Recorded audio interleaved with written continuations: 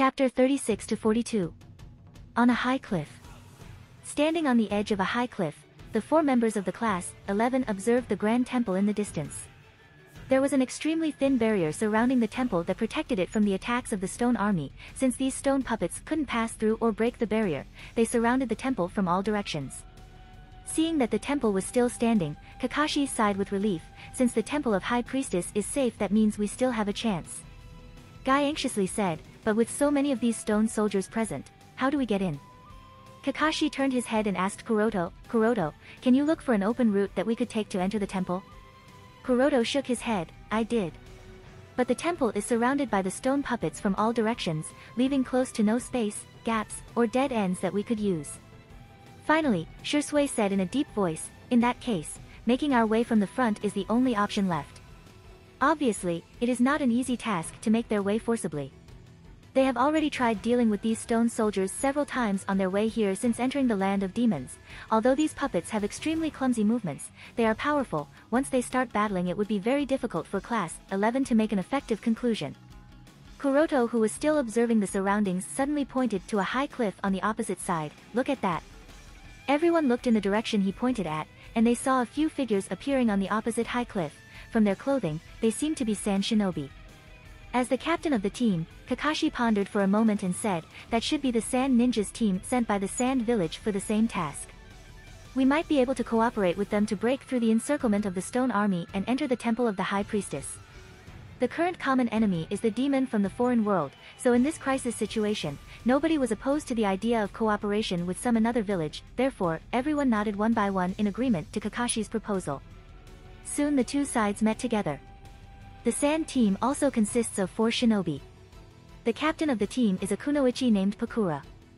Pakura of the Scorch, a very powerful kunoichi, well known throughout the ninja world for her Scorch release Kekai Genkai, and is also recognized as a war hero of the Sand Village. As the captain, Kakashi came forward and exchanged a few words with her to reach a consensus. The two captains, Kakashi and Pakura, took charge of the assault at the forefront. Guy and 3 other shinobi of the Sand Village were responsible in the middle, and at the end were Kuroto and Shursui. After deployment, the gate crash operation began immediately. With a sharp, singing sound of a bird song. Kakashi took the lead of the charge, his hands shining with the thunder of Chidori. He dashed into the encirclement of the stone army. Boom! Boom! Boom! Followed by a series of loud noises, stone puppets fell to the ground one after another. Chidori's penetrating power was fully demonstrated by Kakashi at this moment. Almost instantaneously, he had already torn through the queue of 5 layers. Seeing the aggressive charge of Kakashi, Pakura, who followed him closely, immediately printed the hand seals and shouted, Scorch release, 5 great streaming explosive. 5 scorch balls appeared around Pakura instantly, desiccating the surrounding stone soldiers into dry sand. The 3 sand ninjas in the middle of the team used Earth Release, Earth-style wall. As a result, 2 earth walls protruded from the bottom of the ground, protecting the corridor that Kakashi and Pakura forcibly broke through, establishing a temporary safe passage in the array of stone soldiers. At the end of the assault team, Kuroto shouted towards Shursui, Shursui, head to the middle, I'll hold off the back. Knowing the strength of Kuroto, Shursui didn't talk any nonsense, and immediately rushed to the middle squad. Kuroto, who was at the back, now completely focused on dealing with the stone soldiers. With the insight of the Tenseigan, the attacks of the stone soldiers became slow-moving frames for Kuroto's perception. Unless absolutely necessary, Kuroto didn't even use Revolving Heaven to deal with these stone soldiers. With simple gentle fist strikes and shuriken jutsu, Kuroto was able to deal with them. And from an extremely close distance, Kuroto was also able to see that the chakra signature of all these puppets was exactly the same, which obviously implies that the source is the same. Moreover, the source of chakra felt extremely evil and violent in nature. If the source of chakra behind this stone army is Morio, the demon from the other world, then... Thinking of this, Kuroto shook his head. Such evil and violent chakra isn't suitable to act as a source for the artificial tailed beast, therefore the option of using Morio as a possible chakra source was eliminated by Kuroto. Although there were only 8 ninjas in the 2 teams, every one of them is an elite of their respective shinobi villages, especially Pakura, who was already near Kage tier Kunoichi, so it didn't take much time for the joint team to make a breakthrough. Passing through the array of stone soldiers, they safely entered the temple protected by the barrier. As soon as the combined assault team entered the enclosed barrier, they heard the cheering sound of the guards protecting the temple from within the barrier. Because of the weakening of the seal of Morio, the high priestess of the land of demons had to bear the whole brunt of continuous assault from the monster, as a result of which the guards of the temple didn't dare to relax even for a moment.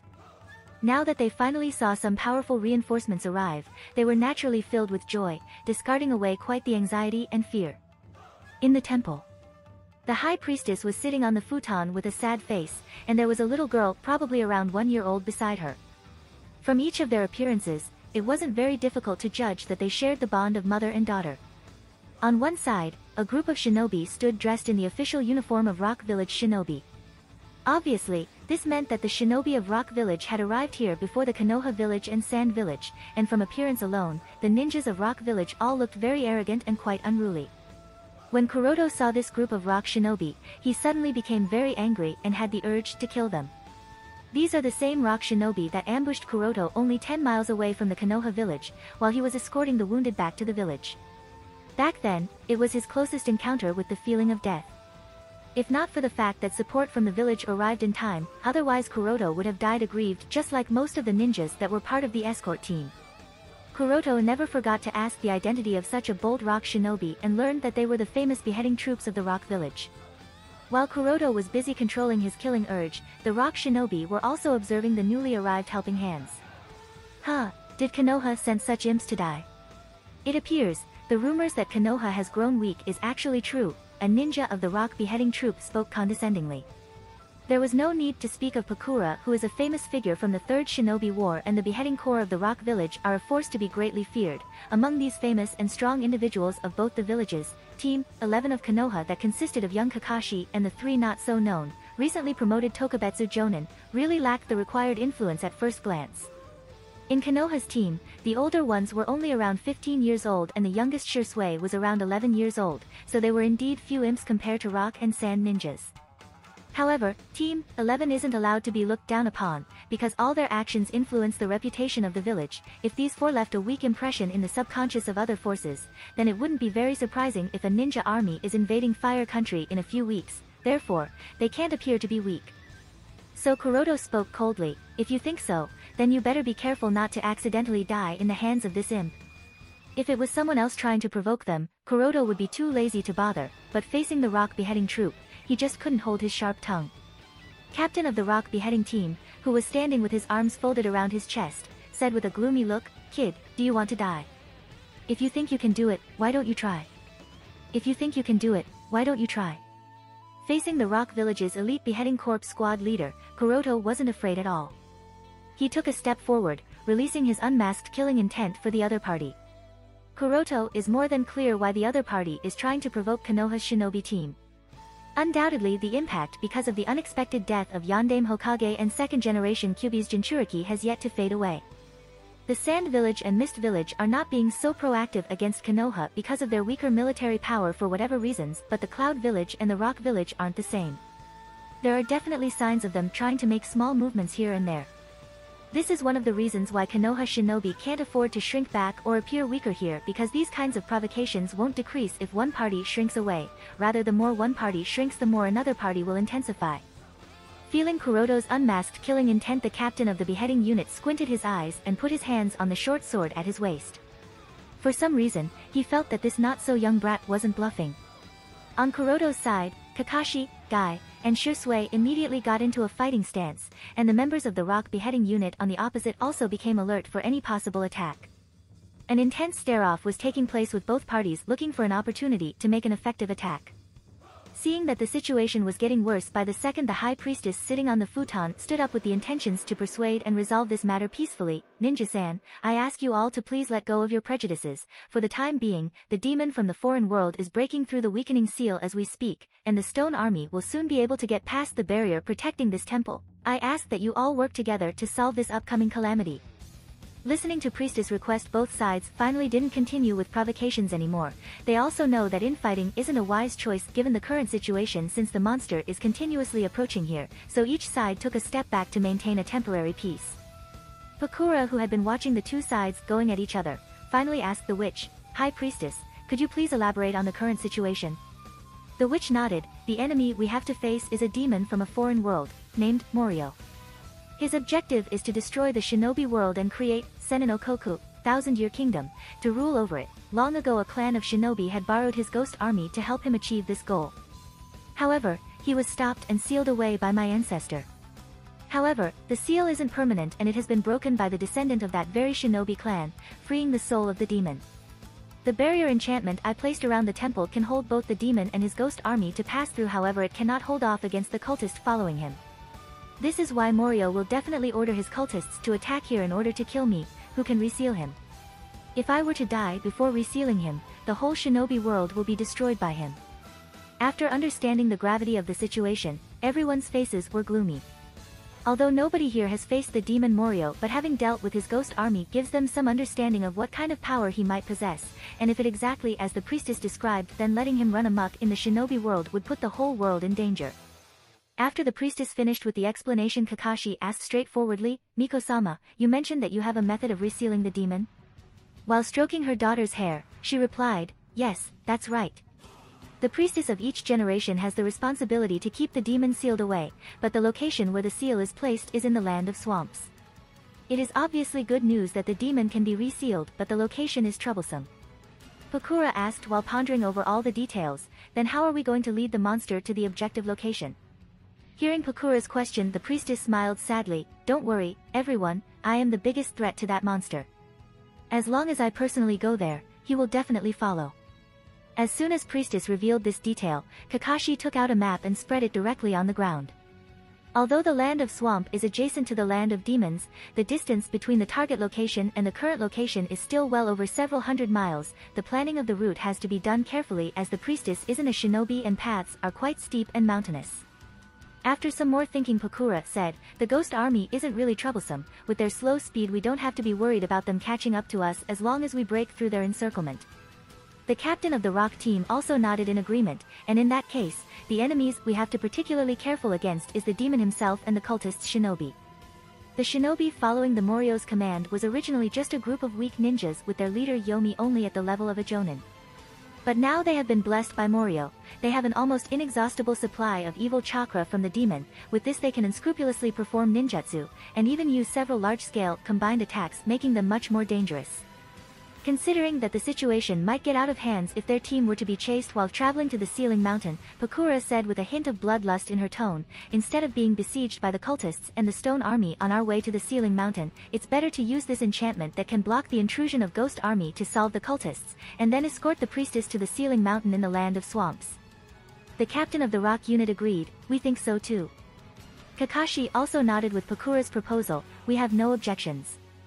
Following the unified opinions of Konoha, Sand, and Rock Shinobi, they all mobilized in the temple immediately and prepared for the upcoming battle. Because of the Byakugan and mastery over Revolving Heaven, giving him both sensor abilities and high defensive techniques, Kuroto was responsible to personally guard the priestess and her daughter. Unlike most of the shinobi that were highly worried, Kuroto wasn't very concerned about the situation, so his thoughts were more focused on the artificial tailed beast plan. As Kuroto has gained more knowledge and data about his Tenseigan in the past few months, he has come to understand that the biggest obstacle stopping him from being able to use other abilities of the Tenseigan is his lack of chakra volume. Therefore, only by increasing his chakra supply can Kuroto utilize other abilities of the Tenseigan. And this problem isn't very difficult to judge considering the case with Nagato and his Rinnegan. Madara transplanted the Rinnegan to Nagato while he was very young, but he awakened the Rinnegan only after the emotional stimulus because of his parents' death, but it should be noted that he still couldn't use all its abilities. It was only when he had grown up did he start using other abilities of the Rinnegan after another emotional stimulation due to Yahiko's death. But that still sucked away most of the vitality within him, making him the dried-up skinny person he appeared in the story. One thing to not forget is that Nagato is from the Uzumaki clan whom Madara selected carefully to revive him. The Uzumakis are well known for their especially high chakra volume and tenacious vitality, and such a person was so overwhelmed under the effects of the semi-awakened eyes of God. So Kuroto suspects that the Tenseigan didn't yet awaken all the abilities is because it's probably protecting him, as the current him can obviously not support the fully awakened Tenseigan. This is the reason why Kuroto seeks the artificial tailed beast more relentlessly. He most definitely needs a battery that continuously provide him with chakra energy. Only then can he continue his research on the Tenseigan with confidence, because he doesn't want to become like the skinny Nagato, as the gains wouldn't be worth it. Kuroto wasn't very concerned about Morio and the Ghost Army because he is aware that although they are undeniably a big threat that cannot be underestimated, but that's all. There are countless such powerhouses hidden within the ninja world, let's not mention the others. Nagato with the Rinnegan is more than enough to deal with the Morio and his Ghost Army, therefore, even if the Miko-sama fails to successfully seal the demon, it is impossible for him to truly destroy the shinobi world. Moreover, Kuroto vaguely remembers, this seemingly weak Miko-sama of the land of demons in front of Kuroto actually has mastery over extremely powerful fuin, sealing, techniques. If nothing changes, then her self-sacrifice would be more than enough to seal the demon successfully. Therefore, Kuroto converged his racing thoughts and started to make his own set of calculations over how he can be benefited from the situation here. After a while of brainstorming, he glanced at the little girl beside the Miko-sama and asked, "Is she your daughter Miko-sama? What is her name?" The little girl didn't wait for the Miko-sama to answer and said in an excited voice, "My name is Cheyenne." Miko-sama smiled at her daughter's excitement as watched Kuroto and Cheyenne talk. Kuroto squatted beside Cheyenne and spoke in a teasing manner, "Oh, your name is Cheyenne-chan. You have a pretty nice name." Cheyenne-chan stared straight at Kuroto's eyes and asked courageously, "Ninja Nai-chan, your mask is really interesting, can I see it?" With a smile, Kuroto took off his mask and handed it to Cheyenne-chan. Cheyenne-chan jumped and ran around the hall in excitement. Looking at the carefree Cheyenne-chan, a trace of melancholy appeared on Miko-sama's face. From the conviction that Kuroto could see within her eyes, he understands that she has made up her mind, even if she has to sacrifice herself, she would do it all to seal the demon. So, Kuroto asked, "Miko-sama, are you really sure you can seal the demon?" Miko-sama lowered her head and answered, "In order to avoid the threat so that everyone can live safely, I will seal it, definitely."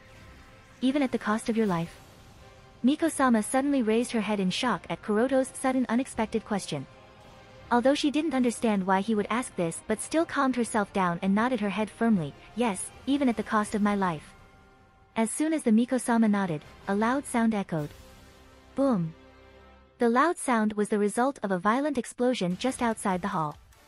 There is no doubt that the enemy has infiltrated the temple. With this, Kuroto was immediately alert. He immediately took his umbu mask from Cheyenne-chan and stood on guard in front of the Miko-sama and her daughter. Gradually, the sounds of explosions outside became more frequent, the entire temple was faintly shaking, shouts of the enemy, shouts of guards and the wailing of the wounded were all mixed together in this chaotic situation. Kuroto was staring at the gate with only one thought repeating in his mind. It doesn't matter whether this mission was simply a coincidence or some kind of enticement from the Hokage-sama, since I have come to the land of demons, I can't afford to waste this unexpected opportunity. Since Kuroto made up his mind, he whispered lightly to the Miko-sama, "Your daughter is still too young, she isn't yet ready to live without the protection of her mother." Miko-sama asked in puzzlement, "What are you trying to say?" Kuroto said quite frankly, "The demon isn't exactly as dangerous you think it to be. I would say he is at the level of a tailed beast at best. In the shinobi world, although there aren't many methods to suppress someone as strong as a tailed beast, but that doesn't mean there aren't none."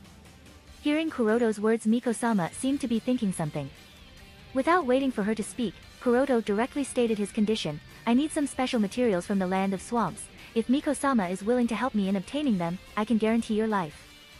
Arranging some special materials wouldn't be much difficulty for someone of her position, at best it could be considered extra reward or compensation, but she had doubts whether a 14 or 15-year-old teenager really had the ability to go against the demon Morio. But she also doesn't have very many choices, so she asked, "What exactly do you want?" Kuroto stated his requirement, purple clay. Purple clay is not only expensive, that would take him at the very least 3 to 5 years if he were to collect it alone, but it would also bring attention towards Kuroto, as purple clay is a really precious material. But if it were the Miko-sama of the land of demons, this problem would be solved. With her high status, the expensive price wouldn't be a trouble, and it would also avoid any suspicious attention, giving him a sense of assurance over the secrecy of his artificial tailed beast plan. Hearing that purple clay is what Kuroto wants, Miko-sama frowned slightly. "As far as I know, purple clay can be used for fuin techniques. What do you need it for?" Now Kuroto obviously can't answer this question, so he promised once again, "As long as Miko-sama gives her word in helping me obtain purple clay, I will guarantee your safety until you successfully seal the demon, and I don't back down on my promise." This promise is not some empty words from Kuroto, but he really has the confidence to fulfill it. With his strength, he isn't much worried, and if worst comes to worst, he can just bring out his secret cards. Whether the Kazekage's puppet in his possession or Shirsue's Susanoo, both of them have the ability to fight against tailed beast class opponents for a short time, and can also be used against Morio without any problem. With him and Shirsue keeping the demon busy, it would get much easier for the Miko-sama to seal it. Seeing Kuroto's confidence, Miko-sama decided to trust in the words of the teenager. After all, even if he can't fulfill it, she would only die, and death is something she has prepared herself to face long ago. Therefore, alright, I promise you, was Miko-sama's reply. Although purple clay is precious but not enough to make Miko of the Land of Demons to consider too much or hesitate. After the deal was settled, both parties quiet down tacitly. Only the ignorant Shion-chan raised her head, stared at her mother for a while, then turned towards Kuroto, not understanding why the both of them went quiet all of a sudden. When suddenly, several shinobi in white robes rushed into the main hall of the temple. Kuroto didn't hesitate and directly used rain wheel rotation to attract them towards him and killed them instantly with precise gentle fist strikes. This whole process only took a few breaths. As soon as traces of panic started to appear on Miko-sama's face, the enemy shinobi were already dead. Miko-sama, who couldn't even see the enemy shinobi's appearance, was taken aback and finally exclaimed, "You really are an excellent ninja. Since I have made a promise, then I would naturally do my best to keep Miko-sama safe." After a short pause, Kuroto asked again, "I hope Miko-sama can keep our agreement confidential." Miko-sama nodded gently, "Don't worry, I give you my word." As more time passed, the outside noises started to calm down.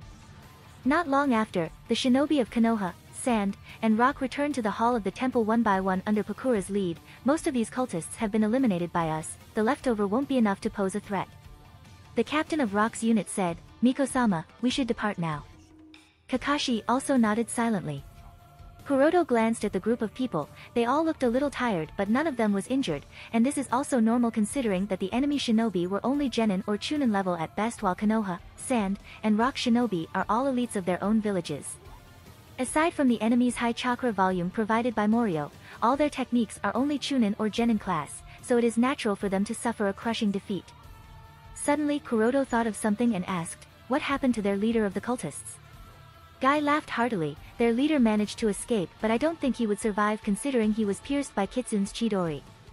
Hearing Guy mention this, Kuroto vaguely remembered it was remnants of cultists that triggered the resurrection of Morio in the main series, but he isn't sure whether the leader of the remnants in the future is the same as the current one.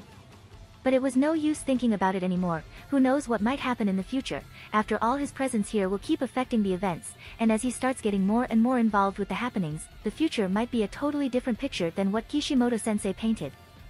Since the leader of the cultists was mortally wounded and the problem of harassment from the enemy was resolved, the next step of escorting Miko-sama to the Demon Mountain in the Land of Swamps can be carried out immediately.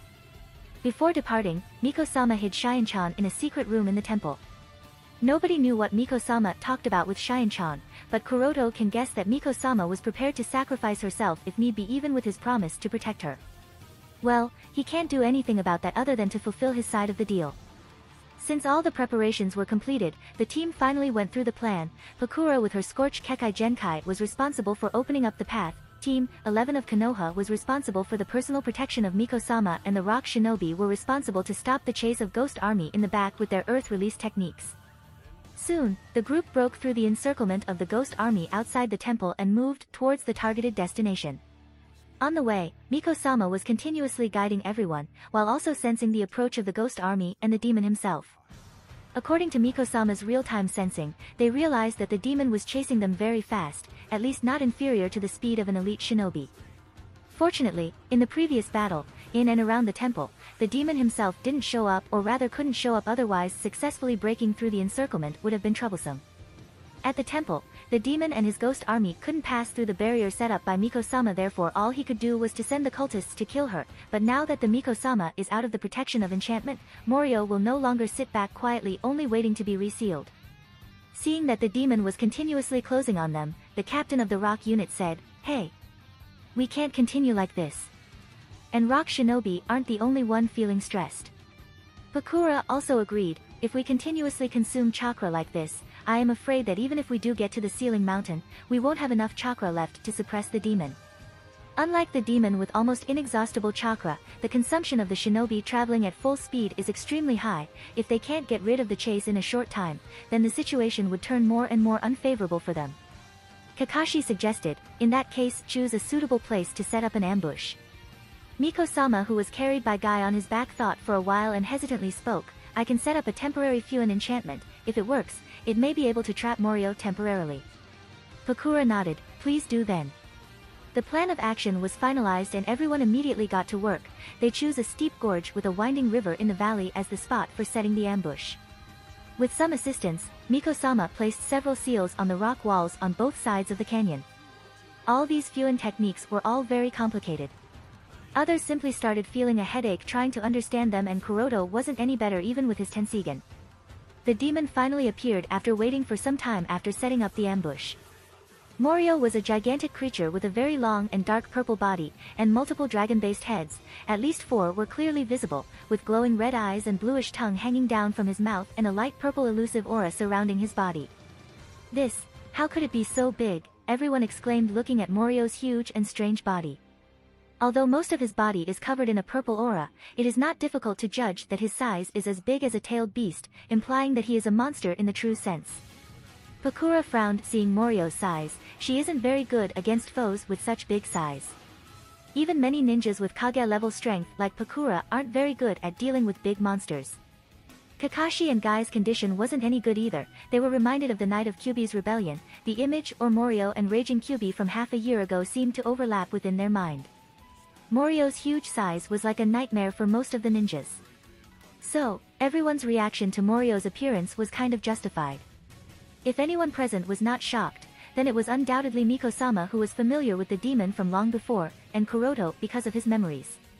As for Shursui, for some reason, he wasn't afraid of the demon either. However, he wouldn't dare using his Mangekyo techniques because once exposed, the village elders would find it difficult to tolerate him because of the threat he might become for them being an Uchiha. Realizing that Morio had entered the ambush circle, Kuroto, who was still calm, shouted, "Start." With Kuroto's shout, everyone immediately recovered and launched the attacks according to the pre-discussed plan. Earth release, earth flow river. Earth release, bottomless swamp. Earth release, mud slide. Earth release, earth and rock flow. The 4 members of the rock unit, Kakashi and Sand Shinobi, distributed on both sides of the canyon, immediately printed hand seals and launched several earth release ninjutsu. Instantly, quicksand, mud, soil walls, and stone pillars surrounded the demon from the 4 sides, temporarily trapping him in the canyon. Roar. A breathtaking loud roar came from the demon's mouth, making everyone to freeze momentarily. Miko-sama warned, everyone. Be careful, don't get too close to him.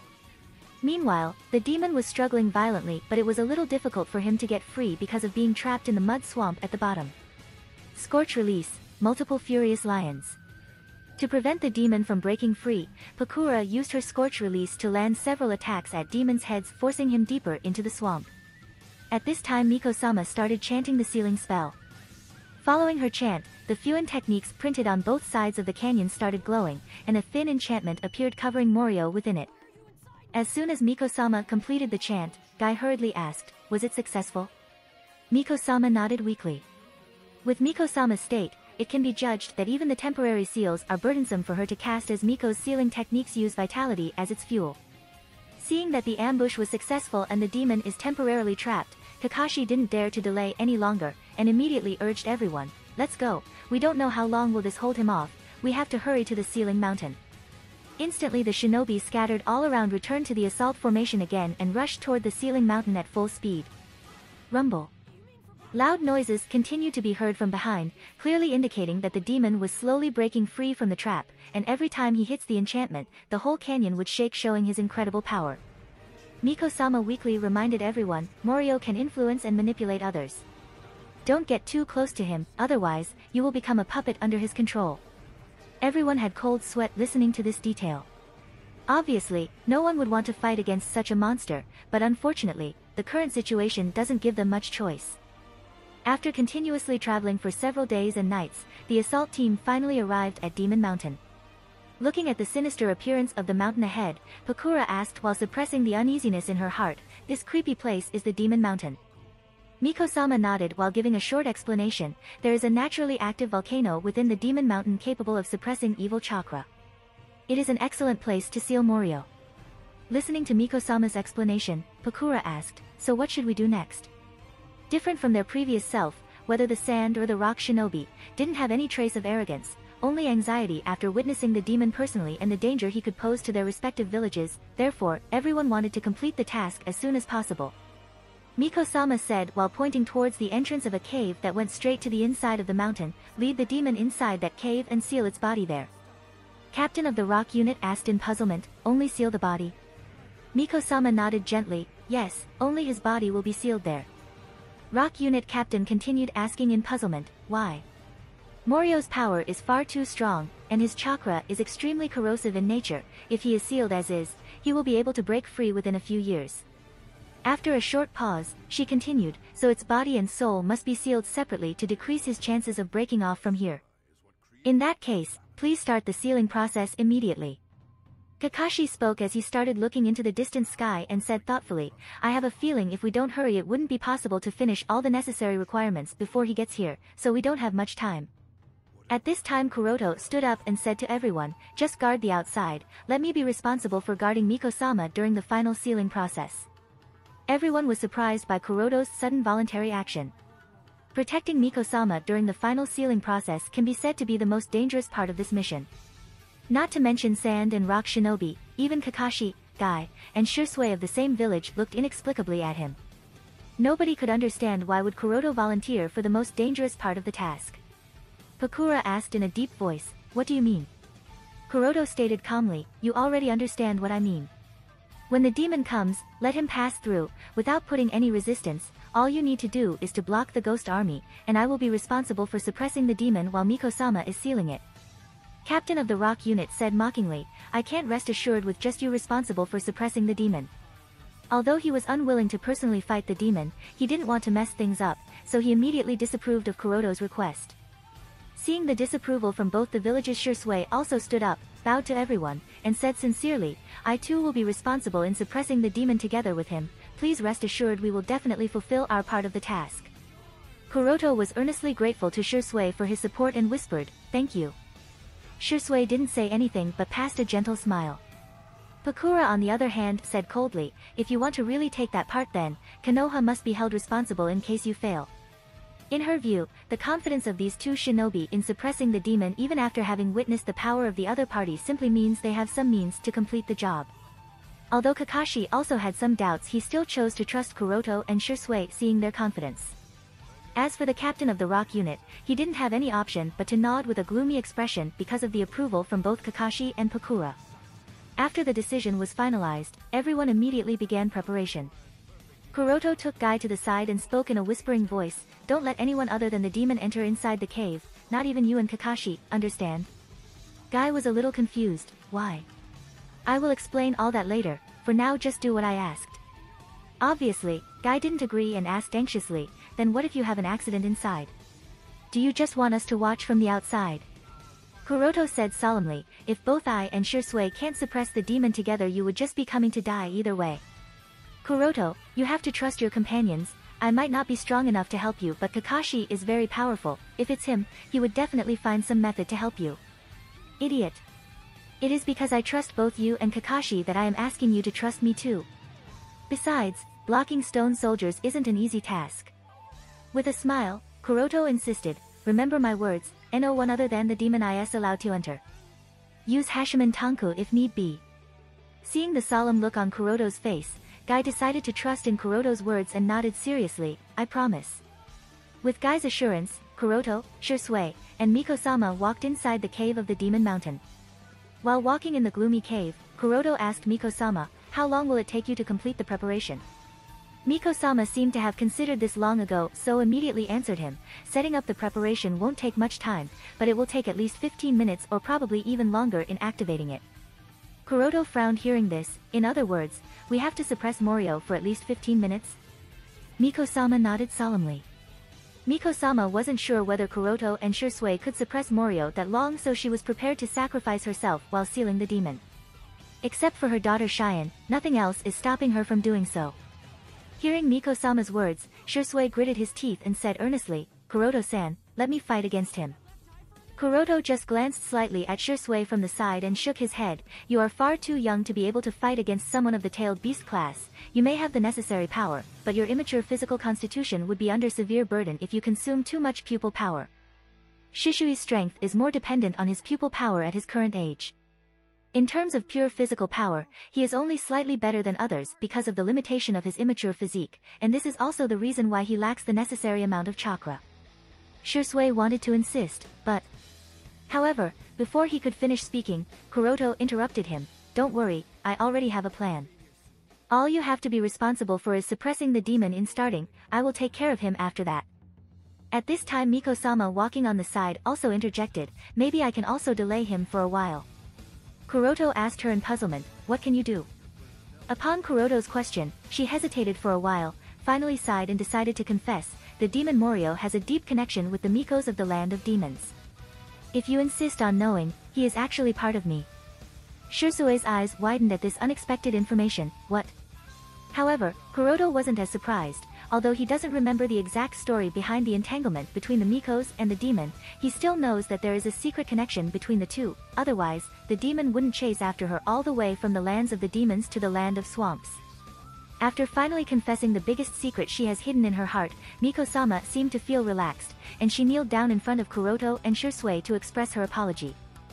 Kuroto sighed and stepped forward to lift Miko-sama, who bowed to them in Dejiza because of her guilt. Now is not the time to feel guilty or repent, once Morio is successfully sealed you will have all the time in the world to redeem your sins. Miko-sama nodded silently while Kuroto took a glance towards Shisui and continued after giving him a tacit nod, Miko-sama, we may be using forbidden techniques to suppress the demon, we hope that you can keep the information about them a secret. Miko-sama solemnly promised Kuroto and Shisui, please be assured, I swear not to reveal any information to anyone. With her promise, the estrangement between the three disappeared. Following this discussion, Miko-sama got busy with the arrangements for sealing the demon while Kuroto and Shisui analyzed the surrounding terrain to have an in-depth understanding of the battle site to use it for their advantage. Being in the belly of the mountain with an active volcano makes the area around extremely dangerous with boiling lava everywhere, even a little bit of carelessness would lead straight to death by vaporization. Therefore, combat here is extremely difficult not only for them but also for the enemy. But from the looks of it, this isn't the first time Miko-sama came here because she is shuttling back and forth all around so easily while arranging the sealing techniques.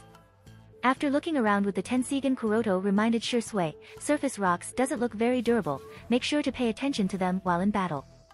Shisui nodded while observing the surroundings with the 3 Tomo Sharingan. After a little while, Miko-sama completed all the necessary process, looking at all the symbols arranged around the mountain. Kuroto exclaimed from the bottom of his heart, Miko-sama's mastery in Fuinjutsu is really something to look up to. Shisui also nodded, as far as I know Miko's Fuin mastery is as strong and famous as the Uzumaki clan. With the demise of the Uzumaki clan, it would be difficult to find someone as proficient as Miko-sama in Fuinjutsu in the current shinobi world. Suddenly Shisui thought of something, muttered in sadness, and being too famous is not a good thing. The Uchiha clan is the perfect example of this. With their high reputation, even the young children of the clan develop arrogant and domineering personalities. They even look down on the companions of the same village, which is one of the major reasons why the Uchihas are continuously isolated from rest of the Konoha. However, Kuroto wasn't thinking of these things now but seriously considering how he can seek more assistance from her for his plan. According to the scroll given to him by Orochimaru, the sealing techniques account for more than 70% of the process, and lack of source material has led to a lack of Fuinjutsu knowledge. This point has become a serious problem for him considering the importance of Fuinjutsu in most of the rituals and techniques. Therefore, the existence of Miko-sama with such high proficiency in Fuinjutsu is an impeccable treasure for Kuroto. But considering her position, reputation, and prestige, if he wants to learn something from her, Kuroto must consider his approach quite carefully, else it might cause some diplomatic issues. Kuroto was also trying to think of the result he might get from seeking Miko-sama's assistance. In the artificial tailed beast plan, Konoha village used Uzumaki Fuinjutsu techniques. Although the Uzumaki clan has very high accomplishments in the field, if he seeks extra assistance from Miko-sama, then combining the Uzumaki and Miko's Fuinjutsu techniques may or may not give some unexpected results, and that could also be of great benefit for him. As Kuroto was mulling over the pros and cons, suddenly the ground shook. Shake. Shake. At the same time, pieces of rubble from the surrounding walls and roof also fell on the ground and lava, resulting in immediate vaporization. Wish, wish. Miko-sama, sitting at the center of the ceiling formation, said loudly, he's here. Kuroto and Shisui glanced at each other and hid around the surroundings. Not long after, accompanied by a loud rumbling sound, Morio's humongous body came inside the cave in a flash. Miroku, you shouldn't refuse me. Morio, who blocked the entire entrance of the cave, arched up and spoke in a sinister voice. Miko-sama seemed to ponder over his words for a moment, then shook her head. No. You are the wrong one.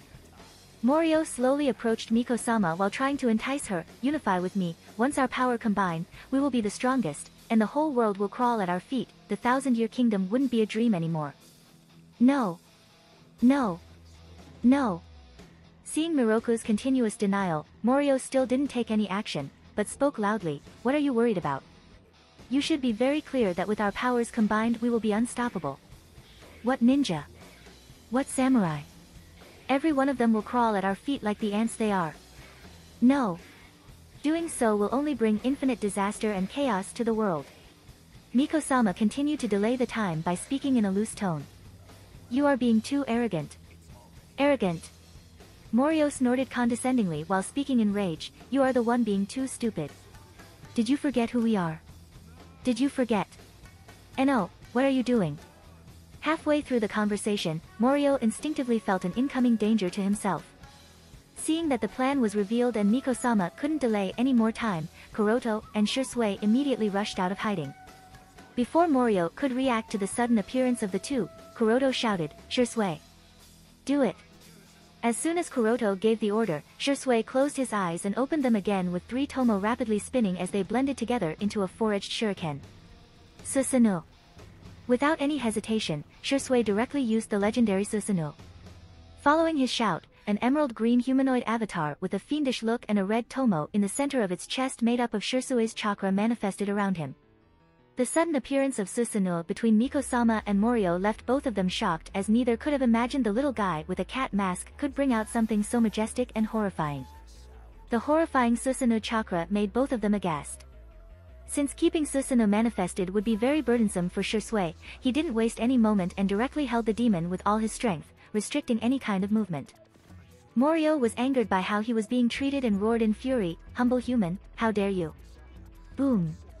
As Morio was again interrupted halfway through his words, only this time by a huge iron spear that fell from the sky, and fiercely inserted in his mouth, making the demon roared in pain and anger. Miko-sama looked at Kuroto hovering in the sky with a stunned look on her face. At this time, Kuroto was standing on an iron sand platform, hovering in the midair, and beside him, there was a strange ninja covered in bandages from head to toe with a pair of iron sand wings on his back. Seeing Miko's stupefied look, Kuroto faintly said with a prideful smirk, Miko-sama, don't just stare in a daze. Kuroto's words brought Miko-sama out of her dazed state, and she immediately activated the sealing formation. The chakra energy emitting from the sealing formation made Morio's spine tingle because of the danger his instincts were feeling from it. It should be noted that both Miko and Morio are part of each other. Just like Morio understands Miko's fear and weaknesses, similarly Miko also understands Morio's fear and weaknesses. Therefore Miroku-sama was able to clearly feel Morio's mental state and struggling. Rumble. Rumble. Rumble.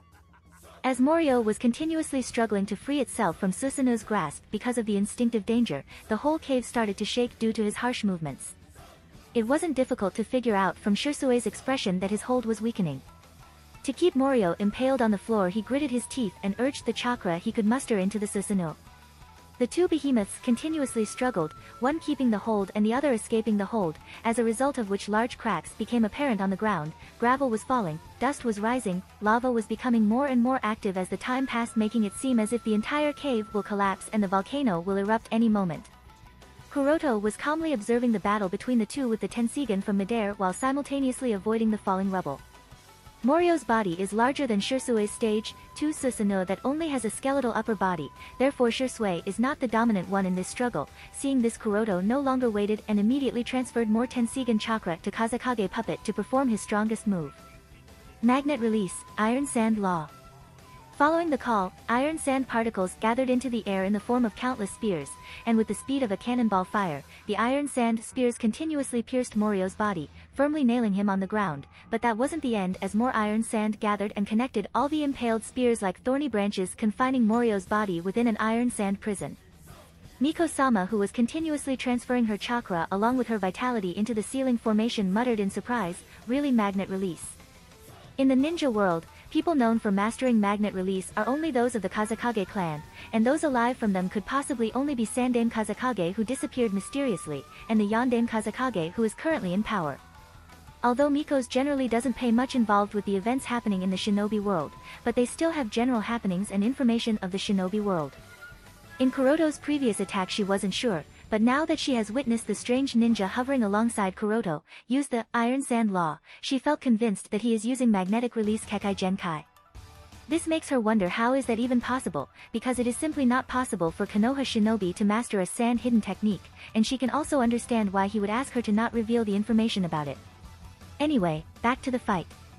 Under the combined effect of Shirsue's Susanoo and Kazekage's Iron Sand Law, the pressure on Morio increased several times, resulting in his struggle becoming weaker. Morio roared in an eardrum-popping sound, "Damn it! You stupid humble humans, you don't understand to whom you have provoked." However, Kuroto and Shirsue were unmoved by Morio's shout, and they increased their effort in suppressing Morio. "Miroku! Watch and learn.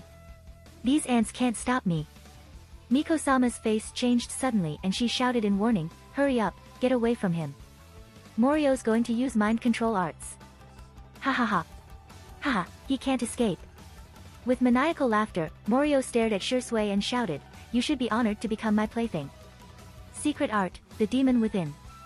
The Demon Within is a genjutsu that allows Morio to control the hearts of humans. The subject once under the effect of this genjutsu becomes a soulless puppet who only obeys Morio's command mindlessly. After activating this genjutsu, Morio immediately ordered Shirsue, "Quickly go and kill them." The target that Morio ordered for Shirsue to kill was naturally Kuroto and the Kazekage puppet hovering in the air, so Kuroto and Miko-sama both looked at Shirsue with anxiety. In fact, Miko-sama's heart was almost at her throat that she even forgot to continue transferring chakra to the ceiling formation. For a moment, everyone's attention was at Shirsue. And Shirsue, with his Manjikyu wheel spinning, was silent, then suddenly, he let go of one of Morio's head to free his left arm, raised it high in the air, and bonked the head that gave him the command with all his power. Bang! A loud sound echoed. With a muffled sound, Morio's head slammed to the ground, leaving the demon himself and Miko-sama dumbfounded. How is this possible? Extremely surprised and shocked, Morio shouted in hysteria, "It's your eyes. Damn it."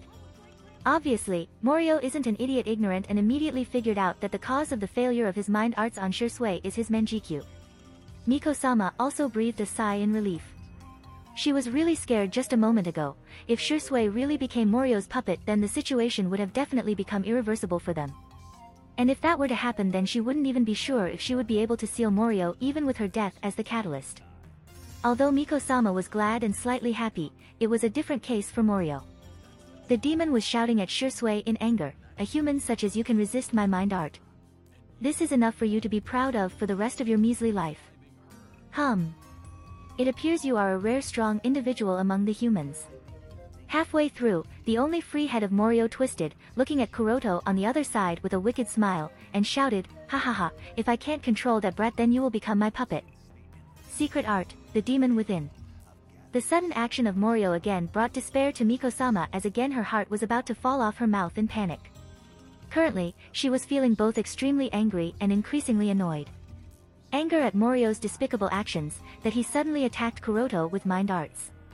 But more annoyed because she forgot to warn Kuroto in advance because of her panic.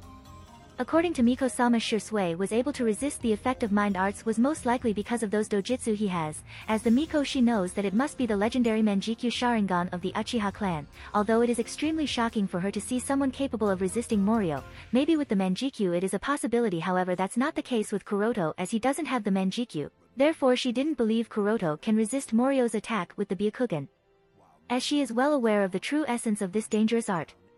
In midair, Kuroto was standing at the iron sand, felt a wave of evil chakra pass through him, and then, there was nothing. Feeling that nothing should not have happened, Kuroto ignored the demon who was laughing arrogantly and asked Shirsue in a puzzled manner, "What is he trying to do?"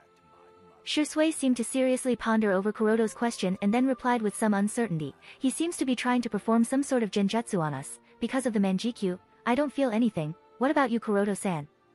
I don't feel anything either." After a short pause, Kuroto curled his lips and said, "Well, he knows how to bluff for sure."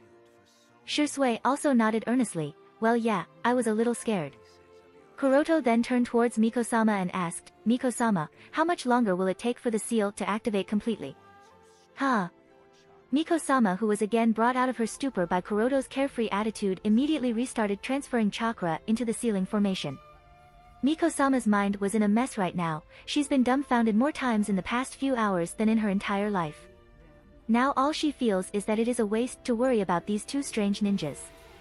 The demon was also flabbergasted because his genjutsu didn't have any effect on Kuroto either, so he looked at Kuroto in more surprise. Impossible. How can you two resist the effects of my mind arts? How is this possible? When dealing with the cultists, he didn't even need to use secret technique to control them. His simple orders were more than enough for them to follow like a soulless puppet, so Morio didn't expect his secret to be ineffective against both the humans here.